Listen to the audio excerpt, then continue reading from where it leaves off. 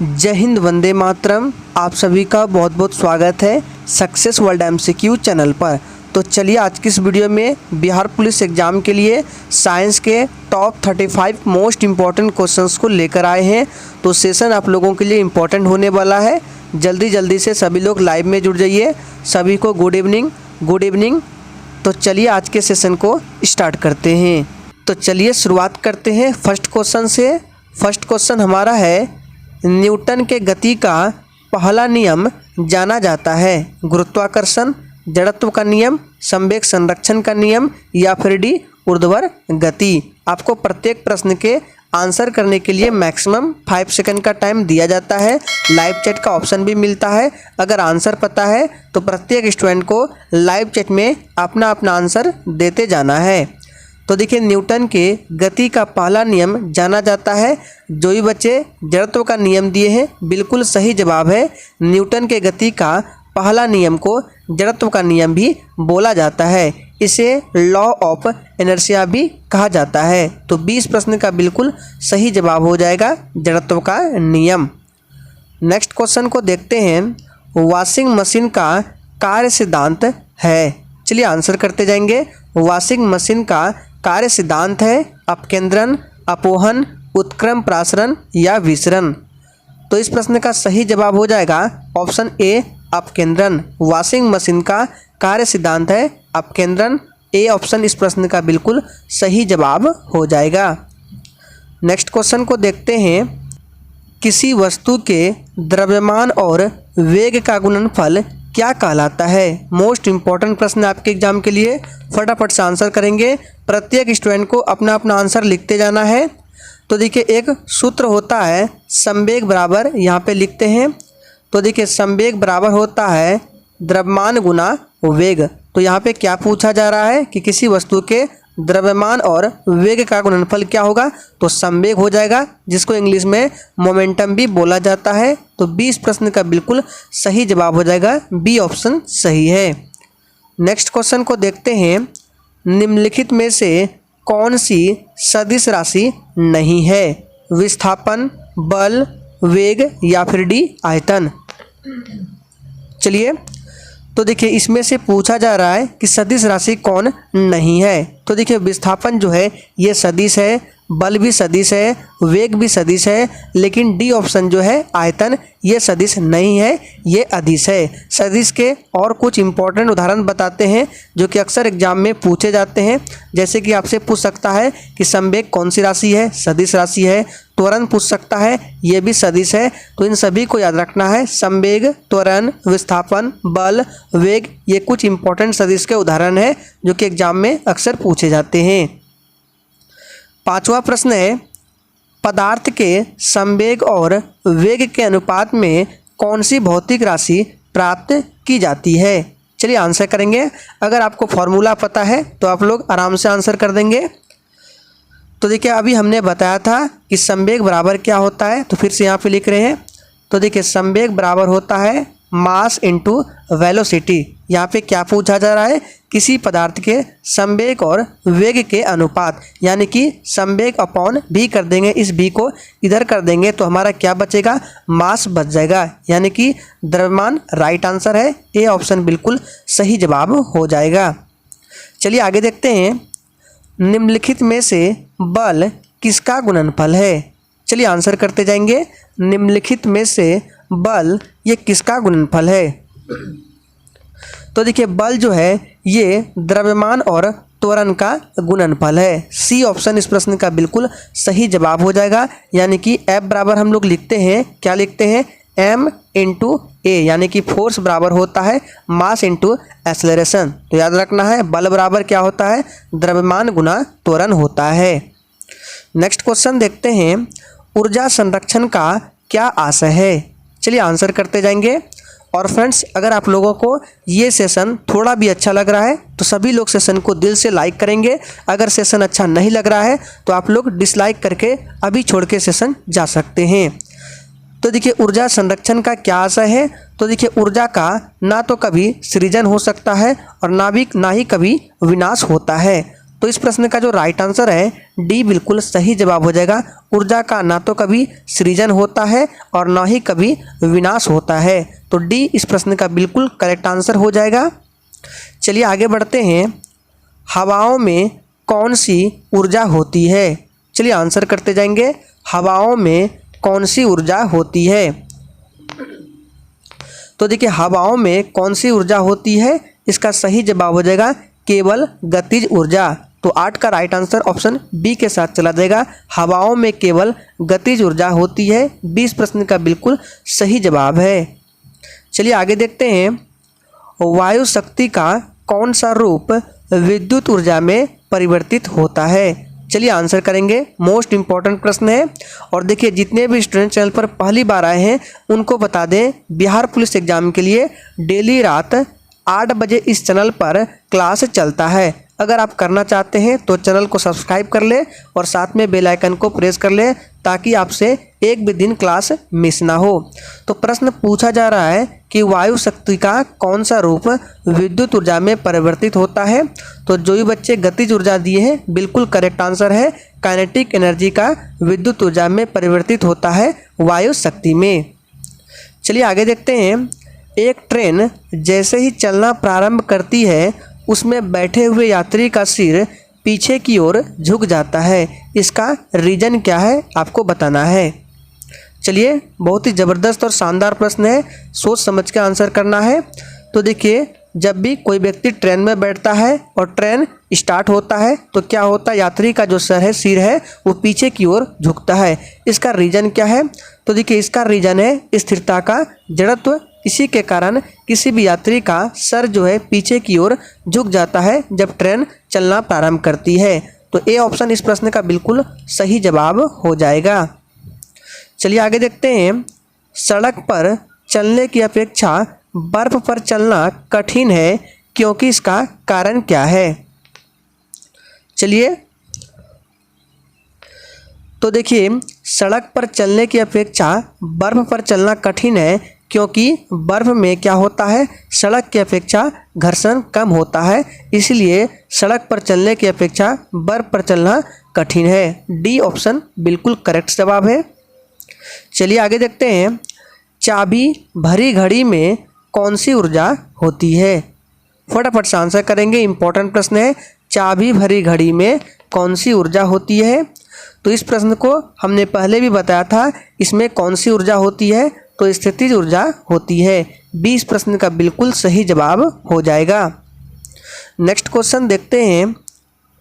जब एक पत्थर को चांद की सतह पर लाया जाता है तो क्या होगा? सभी ऑप्शंस को सही से देखिए। तो देखिए जब एक पत्थर को चांद की सतह पर लाया जाएगा तो इसका भार बदल जाएगा किंतु द्रव्यमान नहीं बदलेगा। तो बी ऑप्शन इस प्रश्न का बिल्कुल करेक्ट आंसर हो जाएगा, ध्यान रखना है। नेक्स्ट क्वेश्चन है। निम्नलिखित में से किसमें गतिज ऊर्जा नहीं है? फटाफट से आंसर करते जाएंगे। चली हुई गोली, चलता हथौड़ा, बहता पानी या खिंचा हुआ धनुष। तो देखिए सबसे पहले बात करते हैं चलती हुई गोली, इसमें गतिज ऊर्जा है। चली हुई गोली में चलता हथौड़ा, इसमें भी गतिज है। बहता हुआ पानी, इसमें भी गतिज ऊर्जा है, लेकिन खिंचा हुआ धनुष में गतिज ऊर्जा नहीं है। और आप लोग कमेंट करके नीचे बताएंगे कि खिंचा हुआ धनुष में कौन सी ऊर्जा संचित रहती है। चलिए आगे बढ़ते हैं। वस्तु की मात्रा बदलने पर अपरिवर्तित रहेगा। आयतन, भार, द्रव्यमान या फिर डी घनत्व। तो देखिए वस्तु की मात्रा बदलने पर आयतन परिवर्तित होता है, भार भी, द्रव्यमान भी, लेकिन घनत्व जो है डेंसिटी ये अपरिवर्तित रहता है। तो डी इस प्रश्न का बिल्कुल करेक्ट आंसर हो जाएगा। नेक्स्ट क्वेश्चन देखते हैं। जब एक चल वस्तु की गति दुगुनी हो जाती है तो उसका गतिज ऊर्जा क्या होगा? फटाफट से आंसर करते जाएंगे और प्रत्येक स्टूडेंट को आंसर करना है। और आंसर करने से होता क्या है, आपको प्रश्न ज़्यादा दिन तक याद रहते हैं। तो देखिए जब एक चल वस्तु की गति दुगुना हो जाती है तो उसका गतिज ऊर्जा चौगुनी हो जाती है। सी बिल्कुल करेक्ट आंसर है। नेक्स्ट है, रॉकेट किस सिद्धांत पर कार्य करता है? चलिए आंसर बताएंगे। रॉकेट किस सिद्धांत पर कार्य करता है? तो हमने बताया था कि रॉकेट जो है ये संवेग संरक्षण के सिद्धांत पर कार्य करता है। डी ऑप्शन इस प्रश्न का बिल्कुल सही जवाब हो जाएगा। नेक्स्ट क्वेश्चन देखते हैं। शून्य में स्वतंत्र रूप से गिरने वाली वस्तुओं की क्या रहती है? शून्य का मतलब क्या होता है, निर्वात में पूछा जा रहा है। तो देखिए, बिना किसी माध्यम में यानी कि शून्य में स्वतंत्र रूप से गिरने वाली वस्तुओं की जो वेग होता है वो समान होता है, यानी कि समान वेग होगा। सी ऑप्शन इस प्रश्न का बिल्कुल सही जवाब हो जाएगा। नेक्स्ट है, कार्बोहाइड्रेट मानव शरीर में किस रूप में टूटता है? चलिए आंसर करते जाएंगे। और देखिए, सेशन के एंड में आप लोग अपना अपना स्कोर बिल्कुल ईमानदारी पूर्वक देंगे कि आपने कितने प्रश्नों के सही सही जवाब दिए हैं। तो देखिए, कार्बोहाइड्रेट मानव शरीर में ग्लूकोज के रूप में टूटता है। ऑप्शन ए इस प्रश्न का बिल्कुल सही जवाब है। नेक्स्ट क्वेश्चन हमारा है, निम्न में से कौन कार्बोहाइड्रेट नहीं देता है? चलिए आंसर करेंगे। निम्न में से कौन कार्बोहाइड्रेट नहीं देता है? तो देखिए, 20 का राइट आंसर क्या हो जाएगा?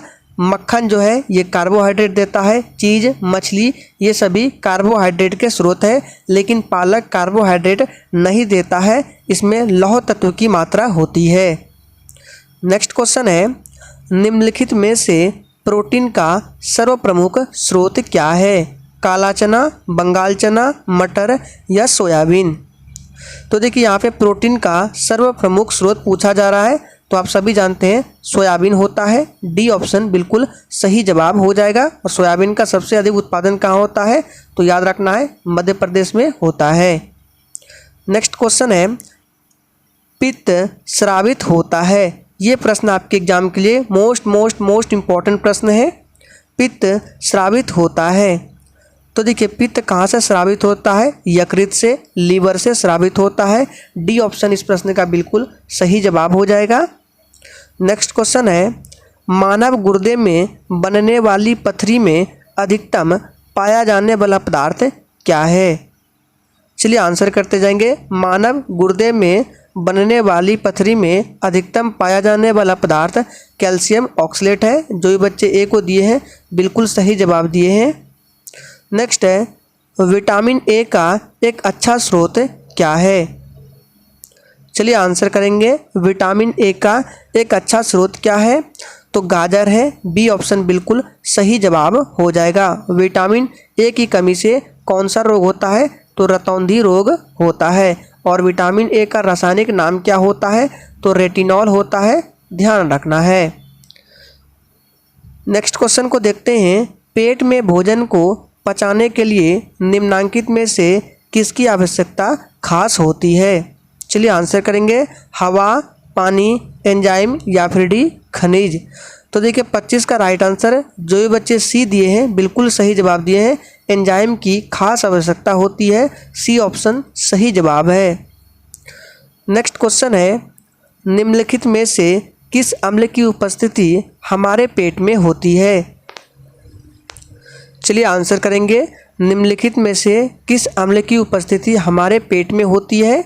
तो याद रखना है हाइड्रोक्लोरिक अम्ल, जिसका अनुसूत्र क्या होता है? HCl हाइड्रोक्लोरिक अम्ल। सल्फ्यूरिक अम्ल का क्या होता है? यह बैटरी के जल में पाया जाता है। H2SO4 ये सल्फ्यूरिक अम्ल है, ध्यान रखना है। नेक्स्ट है, भोजन का पाचन निम्न अंग से प्रारंभ होता है। बहुत ही इजी प्रश्न है, आप लोगों ने 10th क्लास में इस प्रश्न को पढ़ा होगा।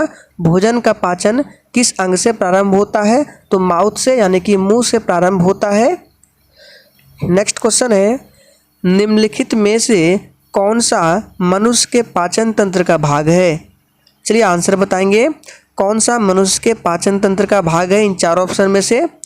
तो इस प्रश्न का सही जवाब हो जाएगा अग्नाशय। बी ऑप्शन बिल्कुल सही जवाब है। नेक्स्ट है, किस पोषक तत्व का सर्वप्रथम मुंह में पाचन होता है? प्रोटीन, कार्बोहाइड्रेट का, वसा का या फिर डी विटामिन का? तो इस प्रश्न का सही जवाब हो जाएगा कार्बोहाइड्रेट का। कार्बोहाइड्रेट का सर्वप्रथम मुंह में पाचन होता है। नेक्स्ट क्वेश्चन है, मनुष्य को रोटी चबाने पर मीठा क्यों लगता है? चलिए आंसर बताएंगे। तो देखिए, मनुष्य को रोटी चबाने पर मीठा इसलिए लगता है क्योंकि कार्बोहाइड्रेट शक्कर में परिवर्तित हो जाता है। ये ऑप्शन बिल्कुल सही जवाब है। नेक्स्ट क्वेश्चन है, मानव शरीर में भोजन मुख्यतः किसमें पचता है? उदर, छोटी आंत में, बड़ी आंत में या यकृत? तो देखिए, मानव शरीर में भोजन जो है ये छोटी आंत में पचता है। बी ऑप्शन बिल्कुल सही जवाब हो जाएगा। नेक्स्ट है, विटामिन सी का सबसे अच्छा स्रोत क्या है? चलिए आंसर करेंगे। विटामिन सी का सबसे अच्छा स्रोत क्या है? तो सही जवाब हो जाएगा नींबू। और विटामिन सी की कमी से कौन सा रोग होता है? स्कर्वी नामक रोग होता है, ध्यान रखना है। और विटामिन सी का रासायनिक नाम क्या होता है? एस्कॉर्बिक एसिड होता है। नेक्स्ट है, विटामिन सी की कमी से कौन सा रोग होता है? चलिए आंसर करेंगे। तो देखिए, अभी हमने बताया विटामिन सी की कमी से स्कर्वी नामक रोग होता है। डी ऑप्शन बिल्कुल सही जवाब हो जाएगा। रिकेट्स किस विटामिन की कमी से होता है? Vitamin D. बेरी विटामिन बी की कमी से। रतौंधी विटामिन ए की कमी से, ध्यान रखना है। 34 नंबर में है, मानव शरीर में सबसे प्रचुर मात्रा में पाया जाने वाला तत्व कौन सा है? चलिए आंसर बताएंगे। तो देखिए, मानव शरीर में सबसे प्रचुर मात्रा में ऑक्सीजन पाया जाता है। अगर प्रतिशत की बात करें तो 65% ऑक्सीजन पाया जाता है। कार्बन की बात करें तो 18% कार्बन पाया जाता है। कैल्शियम की बात करें तो ये 1.4% कैल्शियम पाया जाता है। बात करें नाइट्रोजन तो नाइट्रोजन 3% पाया जाता है। तो सबसे अधिक ऑक्सीजन मिलता है, ध्यान रखना है। आज के सेशन का आखिरी प्रश्न है, मनुष्य लोहा किससे प्राप्त करता है? यानी कि मनुष्य जो है लौह तत्व किससे प्राप्त करता है? पनीर, पालक, मछली या दूध से? तो आप सभी जानते हैं पालक से प्राप्त करता है। पालक हो गया, मेथी हो गया, इन सभी से लौह तत्व मिलता है हमें। 20 प्रश्न का बिल्कुल सही जवाब हो जाएगा।